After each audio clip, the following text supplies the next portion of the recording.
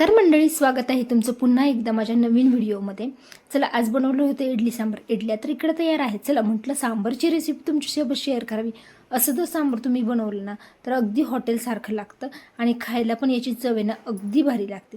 चला, इथे मी अर्धा भोपळा घेतलेला आहे. भोपळ्याची साल काढून घ्यायची आणि आहे ना भोपळा छान बारीक चिरून घ्यायचा. आता भोपळा चिरताना असा चिरायचा की जेणेकरून तो सांबरमध्ये खाताना आपल्याला लागलाही पाहिजे. शेवगा असेल तर ठीक आहे, नाही नसेल तरी काही हरकत नाही, पण भोपळा सांबरला हवाच. त्याचबरोबर आहे ना, इथं मी 2 वांगी घेतलेली, तेही ना वांगी बारीक चिरून घ्यायची भोपळ्यासारखेच. आणि आहे ना 2 कांदे घेतलेले. कांदा आहे ना सांबरला नेहमी उभा चिरायचा आणि पातळ चिरायचा, जेणेकरून तो खाताना छान लागतो सांबरमध्ये. त्याचबरोबर इकडं मी आहे ना समप्रमाणात 1 वाटी तूर डाळ आणि 1 वाटी आहे ना मूग डाळ घेतलेली.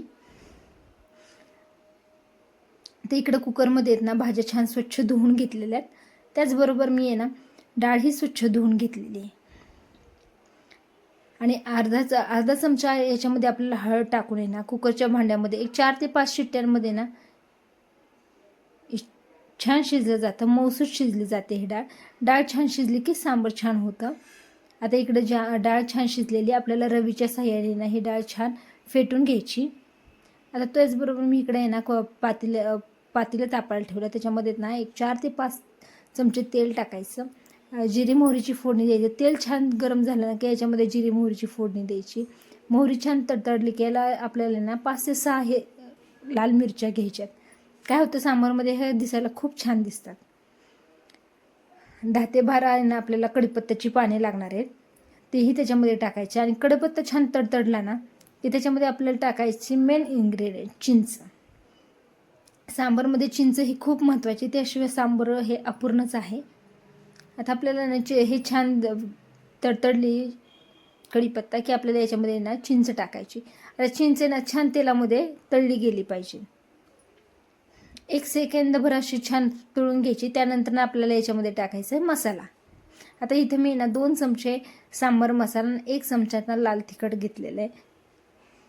आता आपण आपल्या आवडीप्रमाणे तुम्ही तिखट कमी जास्त करू शकता. आपल्याला जसं तिखट हवं आहे ना तसं तिखट इथं घ्यायचं आहे. आणि जी आपण कुकरमध्ये जे स्मॅश केलेली डाळ आहे तीही त्याच्यामध्ये टाकून द्यायची. आता ही डाळ ना अगोदर तेलामध्ये छान परतून घ्यायची, तरच ह्याची चव छान लागते. आपण याच्यामध्ये लगेच पाणी यूज केलं ना किंवा लगेच पाणी वापरलं तर याची चव थोडीशी बिघडते. पण अगोदर तेलामध्ये ना ही डाळ छान परतून घ्यायची, 1-2 मिनटं परतून घ्यायची. आणि मग आहे ना याच्यामध्ये आपल्याला जे कुकरमध्ये राहिलेलं आहे डाळ त्याच्यामध्ये पाणी टाकून गरम पाणी वापरायचं, म्हणजे तरी छान सुटते. तेही त्याच्यामध्ये आपल्याला टाकून द्यायचं. आता ह्याच्यामध्ये आपल्याला टाकायचं आहे गूळ. चिंच गुळानेच सांबरला आहे ना खरी चव येते. आंबट गोड छान सांबर होतं. आणि असं जर सांबर केलं ना तुम्ही अगदी हॉटेलसारखं साऊथ इंडियन टाईप हे सांबर होतं आणि खायला याची चव भन्नाट लागते. आणि सांबर हे ना नेहमी करताना आहे ना पातळ करायचं, जेणेकरून ते इडलीसोबत, डोश्यासोबत, उत्तप्पासोबत किंवा आप्पासोबत, भातासोबतही तुम्ही हे खाऊ शकता. आता इथे मी आहे ना 2 ते 3 चमचेतनं गूळ घेतलेला आहे. त्याच्यानंतर आपल्याला थोडंसं पाणी टाकायचं. सांबर हे नेहमी पातळ करायचं आणि चवीनुसार मीठ टाकायचं. आपल्याला याची क्वांटिटी कळली किती करायचं आहे त्याच्यावरती आपण सगळ्यात शेवटी मीठ वापरायचं, जेणेकरून ते खारटही होणार नाही आणि मीठ हे ना कमीही पडणार नाही. आता एक आहे ना 5 ते 7 मिनटं याला आहे ना छान उकळी सुटून द्यायची. तोपर्यंत याचा चिंच गुळाचा जो स्वाद आहे ना याच्यामध्ये उतरला जातो. हे असं सांबर केलं ना एकदम हॉटेलसारखं लागतं. आता इकडे सांबरला छान उकळी सुटलेली आहे.